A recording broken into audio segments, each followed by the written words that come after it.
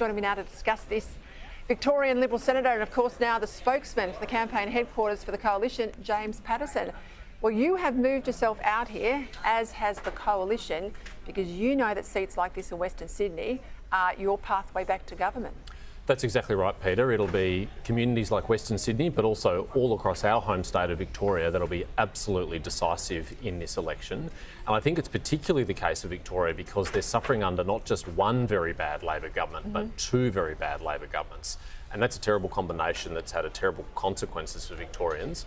But there's a lot of seats out here too in Western Sydney, and that's the reason why Sky and Daily Telegraph have brought us here tonight as well. There's a lot of voters who feel like this government has let them down, whether it's on the cost of living, whether it's on community safety, whether it's on the failure to adequately invest in infrastructure.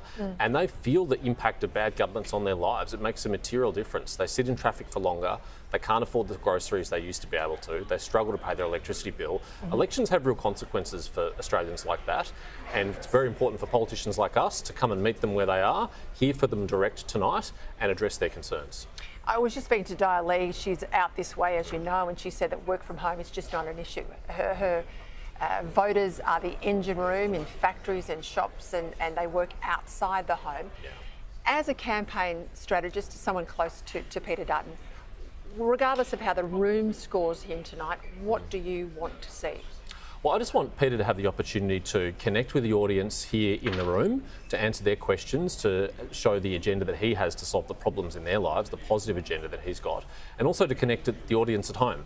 I know the Prime Minister will be negative. I know the Prime Minister will target Peter Dutton. That's his whole campaign. He's built his campaign around that. But we're not concerned about that. We're focused on Australians and what we can do to make their lives better, because we know how much they've suffered over the last 3 years under this Prime Minister and his government. What do you make of some things that have gone around today with the Teals? Allegra Spender's pulled out despite saying she would do a forum like this. And you've got Zoe Daniel down in the Melbourne seat of Goldstein putting out flyers to say she's basically the best friend that Melbourne Jews have ever had. Well, in the case of Allegra Spender, I mean, this is just classic when it comes to the Teals. They talk about transparency, but they don't live transparency. Transparency is something that other people should do, but they shouldn't have to do. And we've seen that with Monique Ryan as well.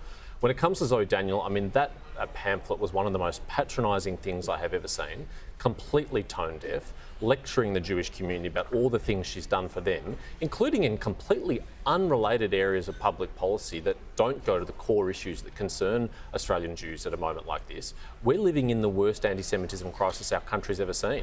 Zoe Daniel, frankly, has failed to represent her Jewish constituents, has failed to stand up for them, has done ridiculous things like sign letters calling for UNRWA funding to be returned, even though we knew that there were terrorists employed by UNRWA on that terrible day on the 7th of October, by presumptuously saying that she speaks on behalf of the Jewish community.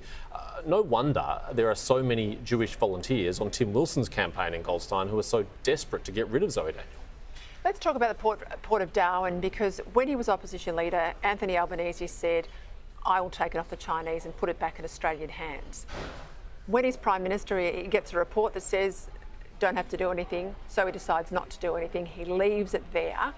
What changed on Friday night, and why didn't he do anything over the last time in office? Well, this is a question for Anthony Albanese to explain. He hasn't even attempted to do so in the many times he's been asked questions, both in that terrible ABC radio interview, which he dialed into in a rushed fashion on Friday night, and in his press conference over the weekend, where he couldn't answer the most basic questions about this. But he did make one really important admission. He said, for him, that the Port of Darwin decision was quote-unquote a political decision. And I think that's all it could be, because when he was trying to appeal to the Chinese government, he was saying the Port of Darwin can stay in Landbridge Group's hands. There's no need to change anything.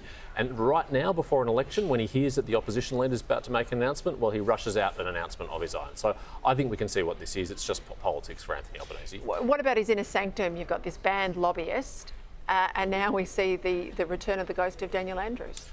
You can tell a lot about the person by the company they choose to keep, and to invite someone who's been banned as a lobbyist in Queensland into the heart of your campaign says something, and to invite Victoria's worst ever Premier and least popular politician Daniel Andrews into your campaign says something else.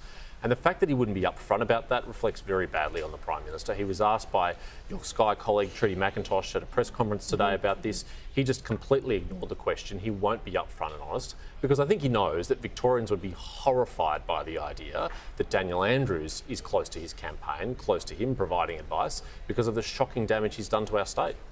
It's been a rugged couple of days. I know you want to get Australia back on track, but is the campaign for the Libs back on track? I think absolutely, Peter. I think you've seen really strong performances from Peter Dutton on the campaign trail in the last couple of days. When Australians hear that they're going to be 25 cents a litre better off and every time they go to a petrol station under Peter Dutton, they're much more inclined to vote for us. When Australians hear about our plan to drive more gas into the domestic market and drive prices down, they're much more likely to vote for us. And when they hear that we're going to actually reduce immigration to take pressure off the housing market, it gives them hope again that their children will be able to buy a home in this country. And that's what Peter Dutton really, truly believes in. It's what animates him. He wants to make this country strong again. He wants to get Australia back on track, and I think we can do that.